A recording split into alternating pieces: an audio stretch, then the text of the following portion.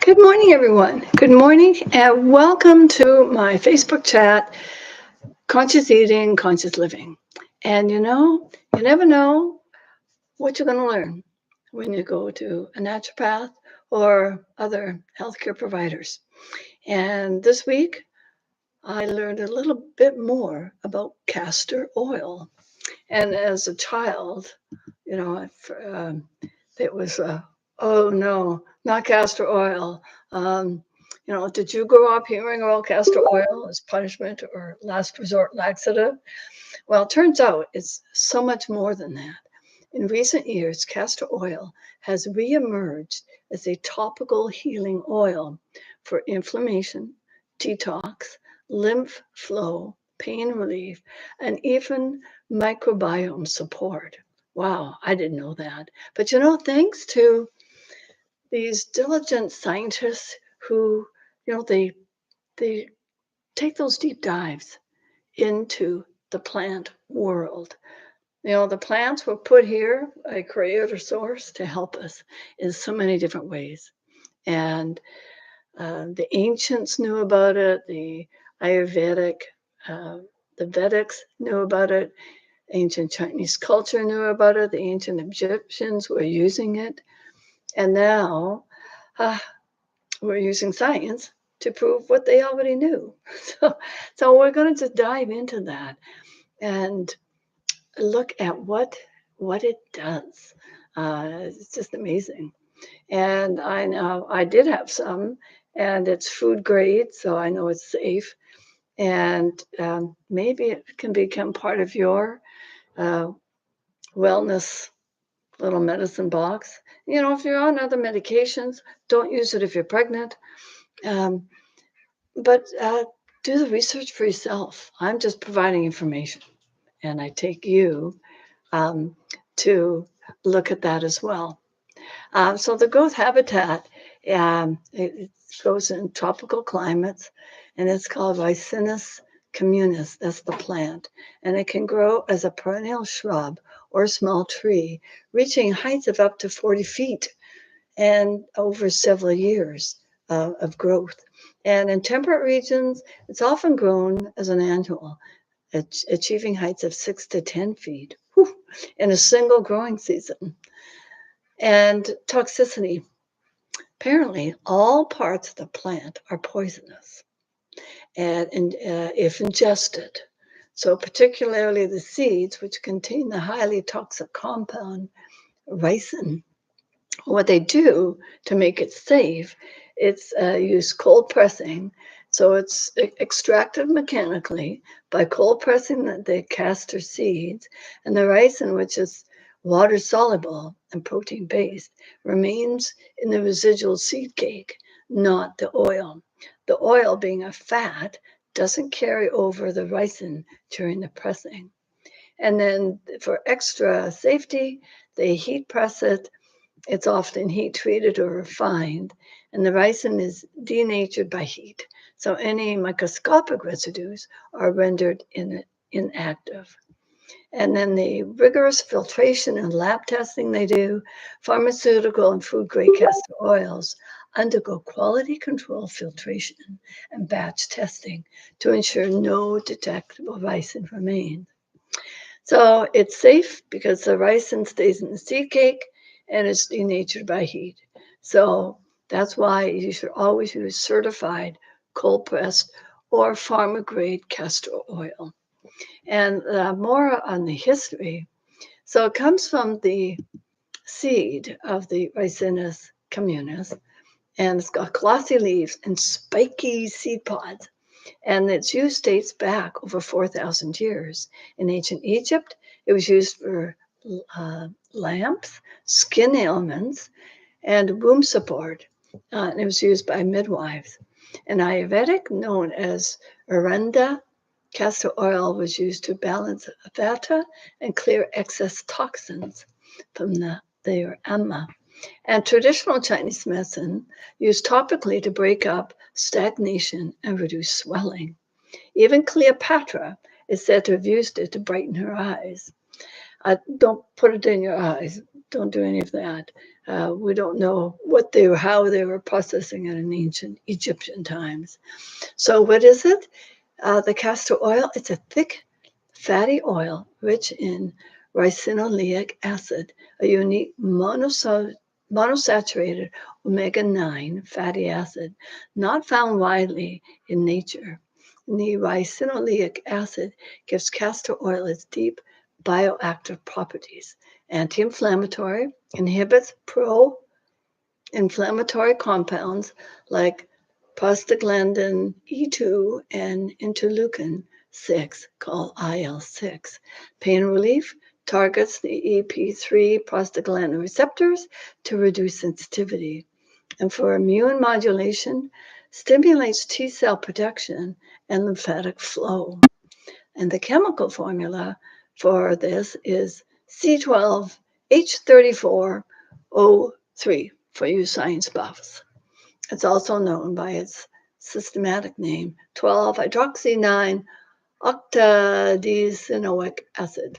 So key features, monosaturated omega-9 fatty acid, and it has this 12 carbon OH hydroxyl group, which gives it unique properties compared to other fatty acids. And let's talk about the double bond and different things. So when applied topically, it penetrates deep into the skin and underlying tissues, supporting healing far beneath the surface.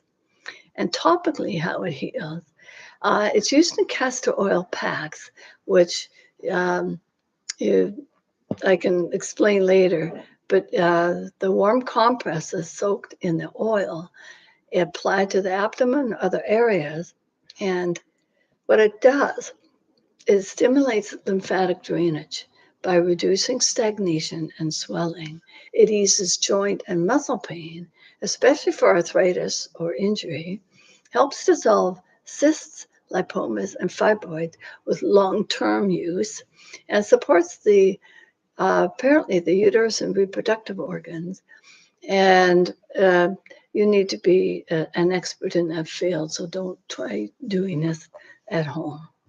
It calms the skin inflammation, eczema, psoriasis, acne, and scars, and promotes detoxification by supporting the lymph and the liver functions, especially when placed over the liver. Again, talk to your practitioner and ask them about it.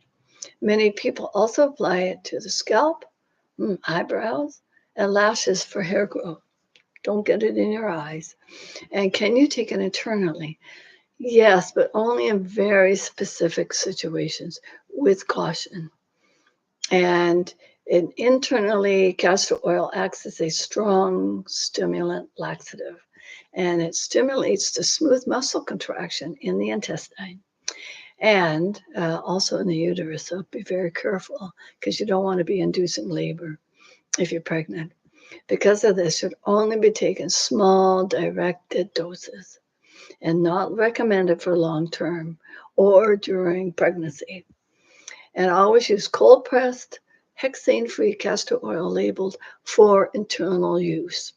And how it works, sort of the heart of castor oil. So the ricinoleic acid makes up about 85 to 9% of castor oil's fatty acid content and is rare monosaturated omega-9 fatty acid with its unique structure, making it more bioactive.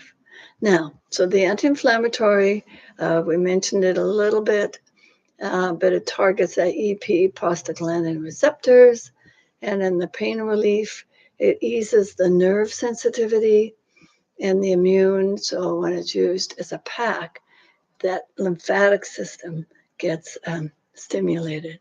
And, you get the thymus and the spleen.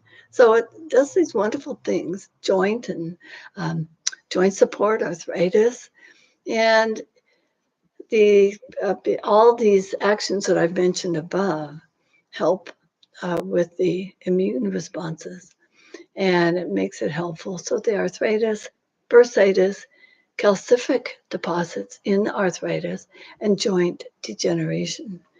So with the arthritis, It suppresses, as I mentioned, the IL-6 and the PGE2, similar to the NSAIDs, but it does it naturally. Improves circulation to painful joints and the surrounding tissue, and supports the lymphatic detox to move out calcium deposits and the inflammatory byproducts, and softens the adhesions, calcifications, and scar tissue when used regularly. And they talk about these packs, 3 to 4 times a week. So if you've got that dedication, you want to give it a try, put it on those arthritic joints and see how it helps over time. It nourishes the fascia and the connective tissue when combined with heat therapy. And the castor oil packs are one of the most powerful and underused lymphatic and organ supporting tool in natural medicine. And so we've talked about the eczema, liver and gut support, apparently some menstrual pain. And so you want the lymphatic system. We need movement to get the lymphatic system going and getting the drainage. And the packs help improve that circulation. So a little bonus affirmation when you're using these packs: my joints are fluid and free. My body remembers how to heal, because we have been given that gift of our body healing itself. And give it a try. Check out your own information. I used some ChatGPT, who was reporting on the research done with this in sort of more recent years. So give it a shout. You are and can be your own advocate, your own health advocate. So I encourage you to read, have a listen, and learn more for yourself. And thank you for listening to this little chat on castor oil.